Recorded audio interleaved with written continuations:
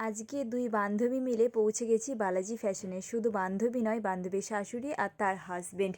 এখানে দেখো আমরা বিয়ের কেনাকাটা, অনামিকার বিয়ে, আর হাজবেন্ড পরলাম কারণ তাদের রেজিস্ট্রি হয়ে গেছে। আর এখানে যে বৃদ্ধির শাড়িটা, সেটা নিয়ে একটু কনফিউশন চলছে।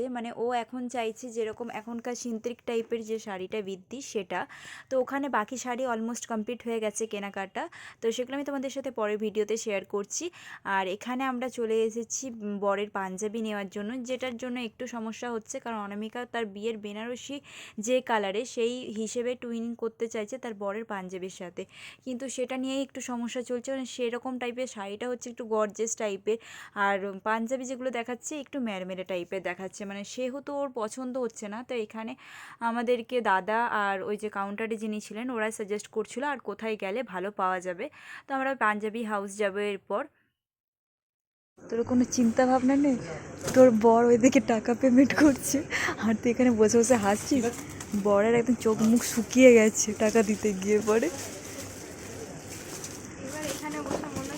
রানাদা, ও রানাদা, বলছি কেমন ফিল হচ্ছে এখন? হ্যাঁ, ভালো লাগছে? হ্যাঁ, এই তো শুরু, এখন খারাপ লাগলে কি করে চলবে বাবা? খুশলো পকেটটা হালকা হলে এবার। ভারী হতে সময় লাগে, হালকা হতে কি আর সময় লাগে? বিলটা দেখো, দেখো বিলটা ভালো করে দেখো রানাদা। রানাদা একদম সিরিয়াস হয়ে গেছে বিল দেখতে দেখতে। না না, ঠিকই আছে।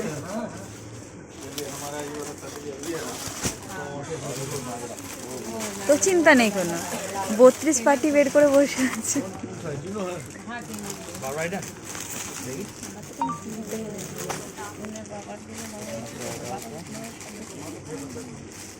এখানে কম্পিউটার আমাদের কেউ কাটতে হবে না।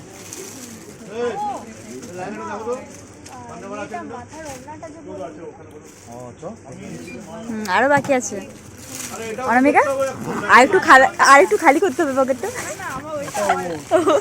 রানাদা হাত তুলে দিয়েছে।